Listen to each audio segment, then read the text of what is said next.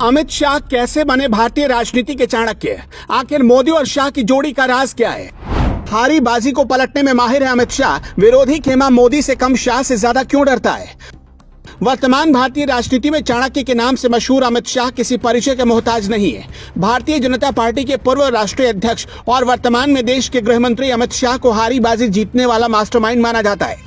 Booth management, चुनाव प्रबंधन, संगठन पर पकड़, ये खासियत अमित शाह को खास बनाती है। साथ ही पूरा देश मोदी शाह की जोड़ी का लोहा भी मानता है। लेकिन अमित अनिल चंद्र शाह कैसे भारतीय राजनीति में जीरो से हीरो बने और कैसे मोदी शाह की जोड़ी ने संघ से देश के सर्वोच्च राजनीतिक ओहदे तक का सफर पूरा किया, ये बताएं आपको। उससे पहले आपको बता दें कि अमित शाह का जन्म 22 अक्टूबर 1964 को मुंबई में एक व्यवसायी परिवार में हुआ था। उनका परिवार गुजराती हिंदू वैष्णव बनिया परिवार था। अमित शाह का गांव पाटन जिले के चंदूर में है। महसाणा में आरंभिक शिक्षा के बाद बायोकेमिस्ट्री की पढ़ाई के लिए वो अहमदाबाद आए, जहां से उन्होंने केमिस्ट्री में बीएससी की।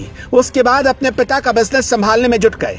अमित शाह अपने पिता का बिजनेस तो देख रहे थे, लेकिन उनका मन देश की सेवा में ज्यादा लगता था और वो सब कुछ छोड़कर देश सेवा करना चाहते थे। बहुत कम उम्र में ही अमित शाह आरएसएस से जुड़ गए, लेकिन कहते हैं ना कि किस्मत को कुछ और ही मंजूर था। वो कॉलेज के दिनों की बात थी जब पहली बार अमित शाह की मुलाकात नरेंद्र मोदी से हुई। ये वो दौर था जब नरेंद्र मोदी अहमदाबाद में संघ के जिला प्रचारक हुआ करते थे और अमित शाह अखिल भारतीय विद्यार्थी परिषद की गुजरात इकाई के संयुक्त सचिव थे। धीरे धीरे दोनों की मुलाकात का सिलसिला आगे बढ़ता गया। 1987 में अमित शाह भाजपा की यूथ विंग में शामिल हुए और नरेंद्र मोदी भारतीय जनता पार्टी में। शुरुआती दिनों में ही नरेंद्र मोदी ने अमित शाह की प्रतिभा को पहचान लिया और उन्हें सपोर्ट करने लगे। वो नरेंद्र मोदी ही थे जिन्होंने अमित शाह को बीजेपी में सक्रिय रूप से शामिल करवाया। बात उस दौर की है जब गुजरात बीजेपी के अध्यक्ष शंकर सिंह वाघेला हुआ करते थे। नरेंद्र मोदी अपने साथ अमित शाह को लेकर वाघेला के पास पहुंचे और कहा, ये अमित शाह हैं, कारोबारी और युवा मोर्चा से जुड़े हैं, क्या आप इन्हें पार्टी में कोई काम दिला सकते हैं? और वहीं से अमित शाह की बीजेपी की एक्टिव पॉलिटिक्स में एंट्री हुई। लेकिन राजनीति में अभी उन्हें खुद को साबित करना था। फिर साल आया 1991 का। बीजेपी के वरिष्ठ नेता लालकृष्ण आडवाणी गांधीनगर से लोकसभा का चुनाव लड़ने वाले थे। चुनाव की तैयारियों का जिम्मा नरेंद्र मोदी के कंधों पर था। तब अमित शाह नरेंद्र मोदी के पास आए और कहा कि तैयारियों का जिम्मा वो संभाल लेंगे, और कहा कि अगर आडवाणी जी प्रचार करने नहीं भी आते हैं तब भी उनकी ही जीत होगी। हुआ भी कुछ ऐसा ही। चुनाव में लालकृष्ण आडवाणी भारी बहुमत से चुनाव जीत गए और वहीं से शाह मोदी के सबसे भरोसेमंद साथी बन गए। लेकिन केशु भाई के गुजरात के सीएम बनने के बाद मोदी और केशु भाई में मतभेद हो गए और मोदी को दिल्ली तलब कर लिया गया।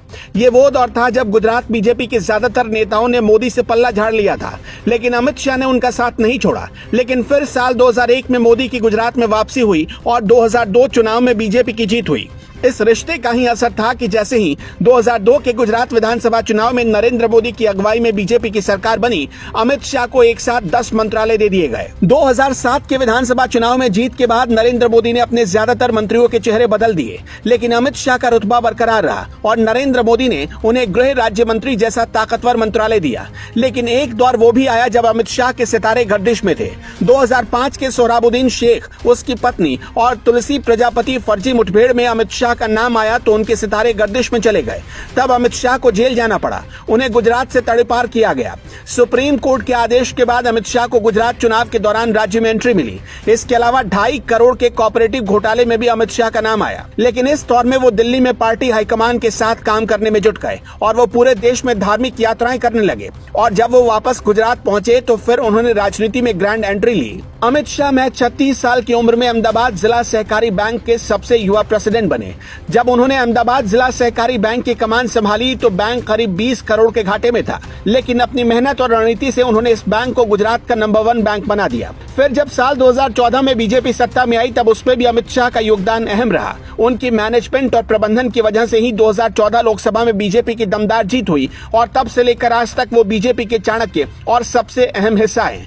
कहा तो ये भी जाता है कि मोदी के बाद अगर पार्टी में किसी की चलती है तो वो अमित शाह ही है। अगर अमित शाह के राजनीतिक करियर पर नजर डालें तो 1980 में अमित शाह राष्ट्रीय स्वयंसेवक संघ से जुड़े और छात्र संघ अखिल भारतीय विद्यार्थी परिषद में 4 साल तक काम किया। 1987 में उन्हें भारतीय जनता युवा मोर्चा के सदस्य के रूप में नियुक्त किया गया। 1995 में अमित शाह गुजरात राज्य वित्त निगम के अध्यक्ष बने। 1997 में सरखेज विधानसभा सीट से सफलतापूर्वक उपचुनाव लड़ा और विधायक बने। 1998 में अमित शाह गुजरात विधानसभा के लिए उसी सीट से विधायक के रूप में फिर से चुने गए। 1999 में भाजपा गुजरात के प्रदेश प्रदेश उपाध्यक्ष बने। 2014 में अमित शाह भारतीय जनता पार्टी के राष्ट्रीय अध्यक्ष बने। 2017 में राज्यसभा के लिए चुने गए। 2019 में प्रधानमंत्री नरेंद्र मोदी के दूसरे कार्यकाल में उन्होंने केंद्रीय गृह मंत्री के रूप में जिम्मेदारी संभाली। अमित शाह ने राजनीति में जीरो से शुरुआत की और आज वो उस मुकाम पर हैं जहां विरोधी खेमा भी उनके राजनीतिक कौशल का लोहा मानता है। ऐसे में एक बार फिर परीक्षा की घड़ी करीब आ रही है। कर्नाटक में विधानसभा के चुनाव हैं। ऐसे में देखना दिलचस्प होगा कि राजनीति का चाणक्य कैसे बीजेपी की नैया पार लगाते हैं।